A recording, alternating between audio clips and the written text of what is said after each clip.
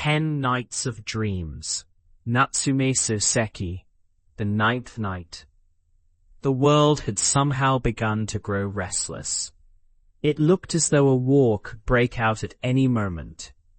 I had the feeling that barebacked horses, driven out by fires, were running wild around the mansion day and night, chased incessantly by throngs of shouting foot soldiers. And yet, inside the house, it was dead silent. In the house lived a young mother and her 3-year-old child. The father had gone somewhere. It was in the middle of a moonless night that the father went away. He put on his straw sandals right on the raised floor, pulled a black hood over his head, and went out through the back door. The light of the paper lantern the mother was holding cast a long, narrow beam into the dark night, illuminating an old cypress tree standing just before the hedge. The father never returned after that. Every day the mother would ask her 3-year-old child, "Where is your father?" The child said nothing. After a while, the child began to answer, "Over there." Even when the mother asked, "When is he coming back?" the child would still just answer, "Over there," and laugh. At those times, the mother laughed too. Then she repeatedly taught the child the words, "He will be back soon." However, the child only learned the word soon. Sometimes when asked, "Where is your father?" the child would answer, "Soon." When night fell and everything grew quiet, the mother would retighten her sash, slip a short sword with a shark-skin sheath into it, strap the child to her back with a narrow sash, and slip quietly out through the side gate. The mother always wore sandals.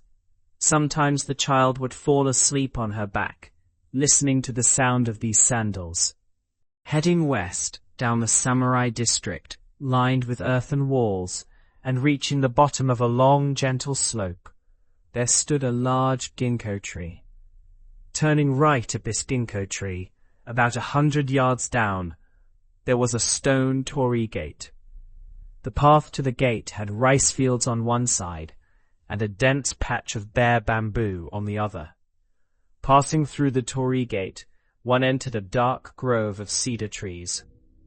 Following the paving stones for about 40 yards to the end, one arrived at the foot of the stairs to an old shrine worship hall. Above the faded grey offering box hung a thick rope for a large bell. If one looked during the day, next to that bell was a plaque that read, "Hachiman Shrine." Interestingly, the character for Hachi was written in a stylized font that looked like 2 doves facing each other. There were various other plaques as well. Most of them featured a golden bullseye pierced by an arrow, accompanied by the name of the samurai who shot it. Occasionally, there were also dedicated longswords. Once through the torii gate, an owl could always be heard hooting in the cedar treetops, and the cold sandals made a picha-picha slapping sound. When the sound stopped in front of the worship hall, the mother would first ring the bell, then immediately crouch down and clap her hands in prayer. Usually, at this exact moment, the owl would suddenly stop hooting. Then, the mother would pray fervently for her husband's safety. In the mother's mind, since her husband was a samurai, if she made an earnest vow here to Hachiman, the god of bow and arrow, there was no reason her prayers would go unheard. She believed this with all her heart. The child would often wake up at the sound of the bell, and seeing total darkness all around, would suddenly start crying on her back.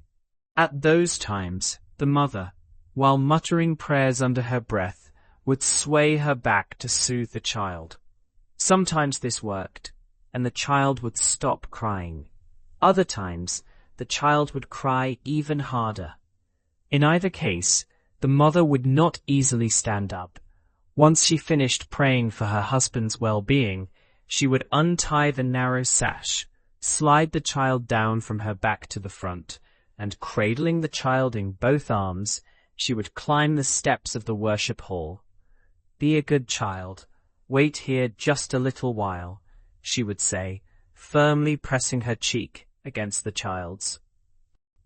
Then she would lengthen the narrow sash, tie it around the child, and fasten the other end to the railing of the worship hall.